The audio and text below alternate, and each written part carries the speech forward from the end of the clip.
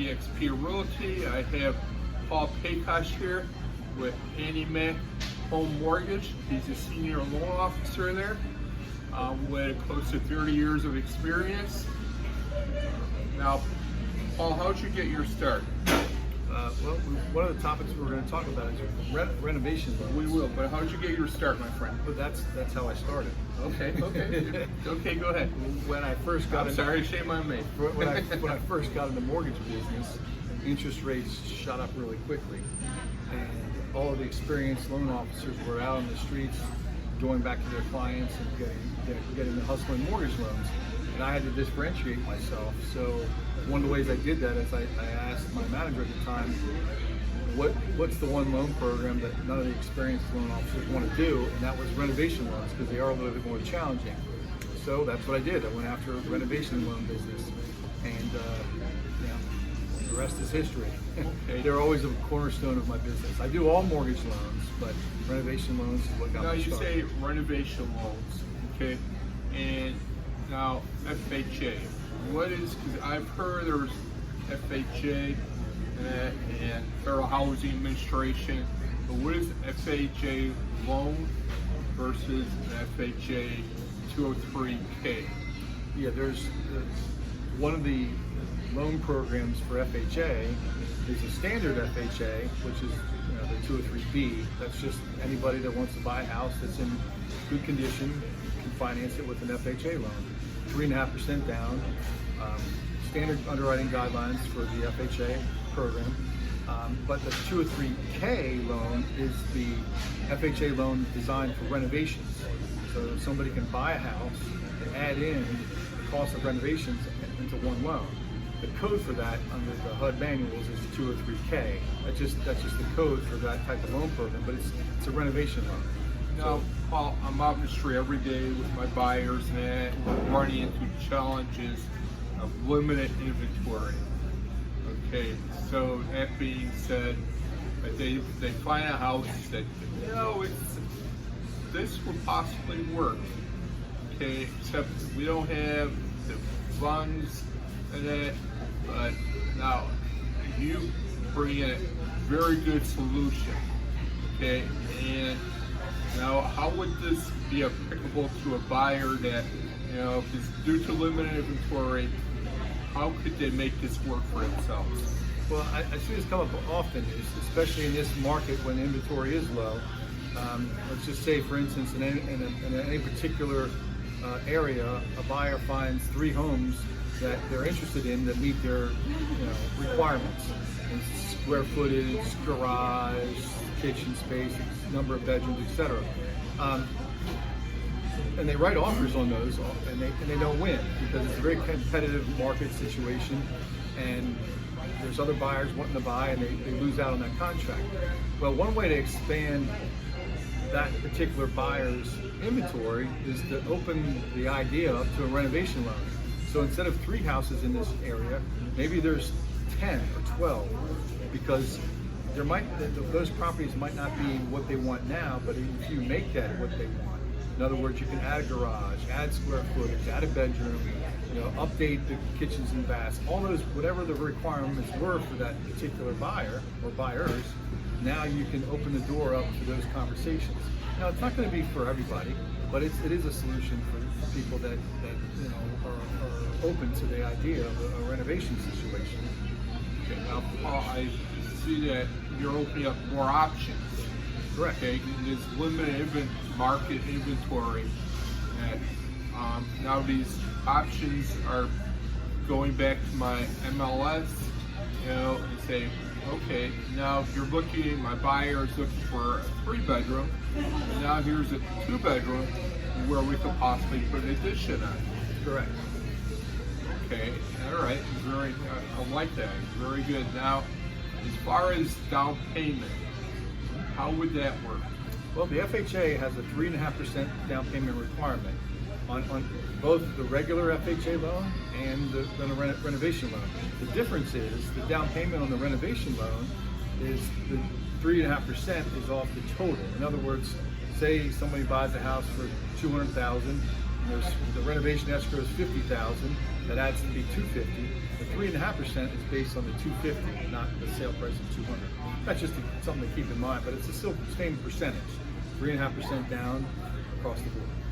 So when we find the 2-bedroom, we could put possibly put a 3rd bedroom on. Okay, we have instead of 15, this market's more a 7-day inspection period. Okay, so we could have a couple contractors come out, give us estimates to make this work in 203. Yeah, you want to get a contractor involved, but also if there's going to be any kind of addition or substantial renovation, there's a HUD consultant, HUD 203k consultant that I recommend be involved in the very beginning, because they'll give a cost estimate and they'll give a feasibility study early in the process, and that would be one of the additional inspections that I would recommend having done to make sure it's even feasible to do what you want to do to that particular home. The HUD 203k consultants are the eyes and ears for HUD to make sure the program meets all the guidelines and all the work's done according to the program requirements. And it's good to have that up front, so it may not work, and you want to know that early on. And that's a good way also to get an honest estimate on what it should cost to do whatever you want to do to the home. Now, you were saying about having credit score. What is the credit score for the 203k? Well, we were looking for at least a 600 credit score for the HUD 203k program. Additionally, if something's close, we professional loan officers will also go the extra mile to help somebody do what it takes to maybe increase that credit score. Now, there's ways to do that. I won't get into the details now. That could be a separate conversation we have. But a good loan officer, we will also assist a buyer in to do what it takes to help them get the score that they need. Okay, and now we have down payment already 3.5%. We have the HUD inspector coming over to make sure that the project's even feasible. Yep. Okay, so now is there any other special hurdles that would be involved here? Well, that's the main part. The HUD 203k consultant report and getting a contractor that's able and willing to do the job. Those two things are the backbone of the 203k program. Once we have a feasibility study by the consultant and a work write-up and a contractor that's able to do that particular job for the costs that need to be done, then it basically turns into just a regular FHA loan.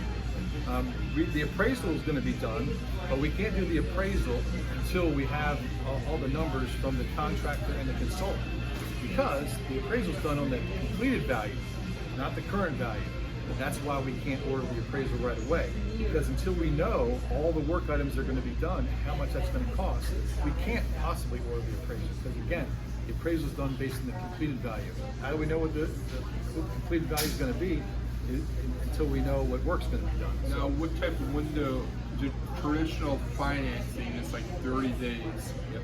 What are we looking at as closing window, clear to close? Well, we like to say for the renovation loans, a 45 to 60 day window. Can we go faster? Yes, but that's when we have a situation where the consultant and the contractor are already ready to go. That's when we can do a 30-day window.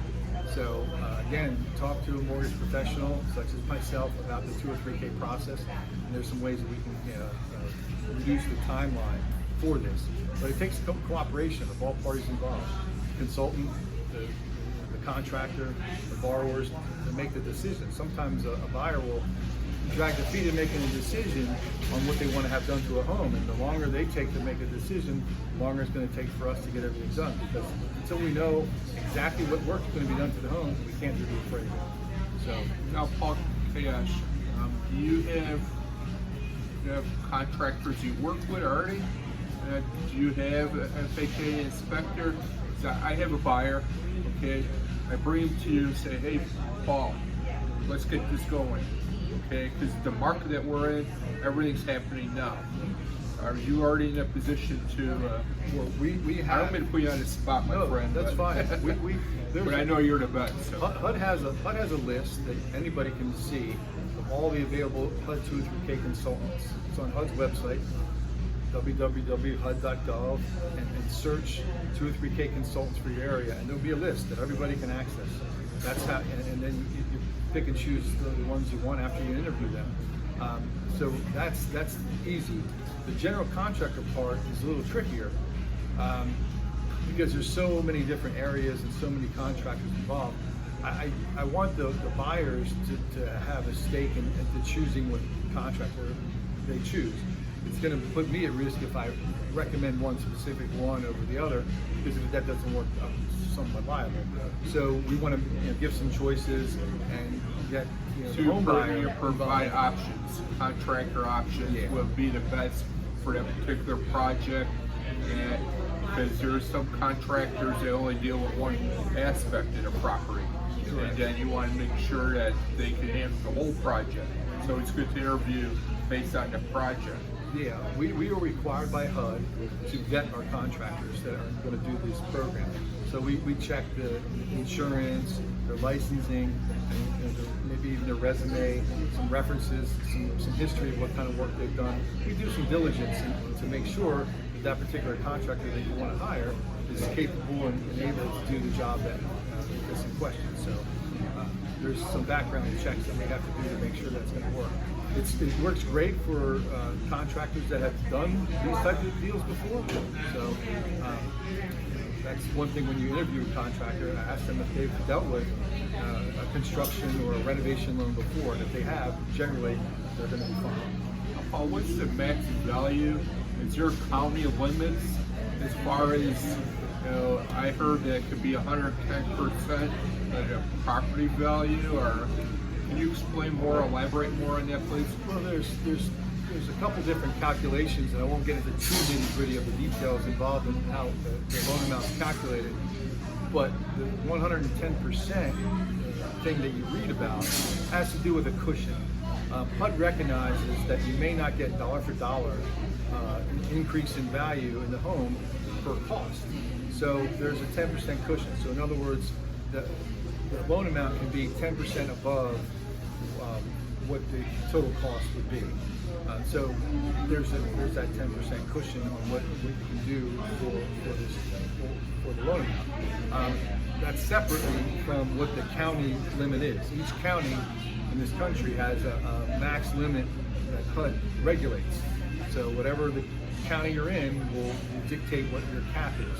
And if there's a scenario that you're interested in, I'll be happy to look up which county you're in and determine what the limits are for you. So it's all published on HUD's website.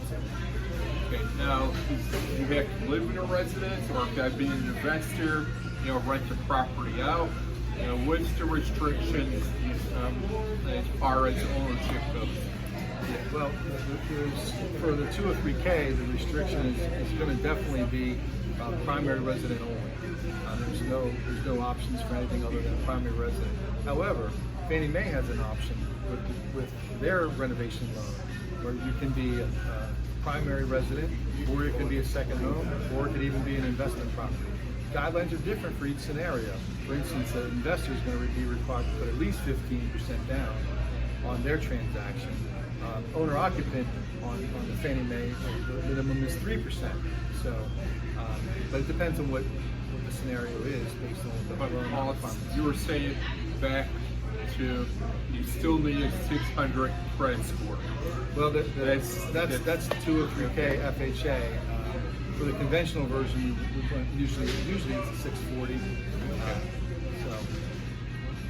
And now, what's the best way to reach you as far as the 203k, FHA 203k?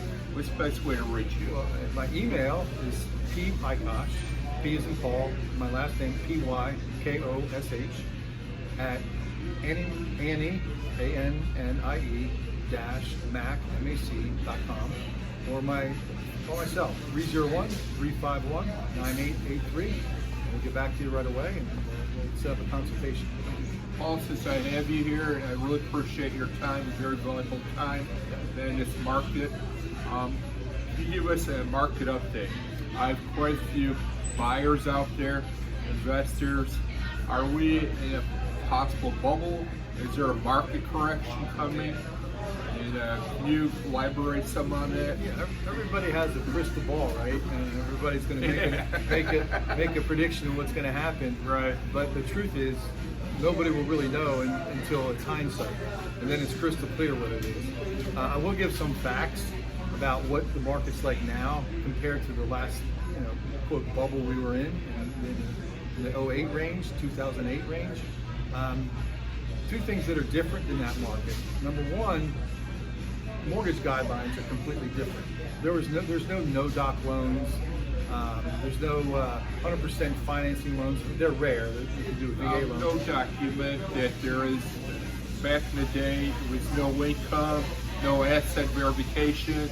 All you knew, what I heard, and I actually lived that market, worked in that market in 08, you just had to have a breath, show that you're alive. You got a mortgage.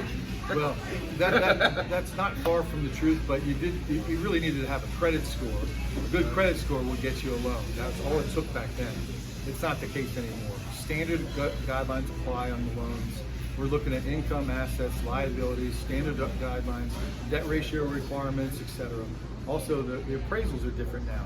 Lenders are not allowed to have any influence over the appraisal situation. In fact, we hand these off to third parties, and they round robin decide who's going to be the appraiser on these oftentimes. So we don't have any direct influence on appraisals, and that's good. There's no undue influence on the home values from the lender to the appraiser. They're separate now. That's another thing that's different. So, Paul, you mean I can't show up to the door with a bag of money and give it to the appraiser and say, hey, this is the price I want? No. And that's illegal, and right. anything like that's not going to fly in this market at all. Right. So that's Thank gone. God. That's a good thing.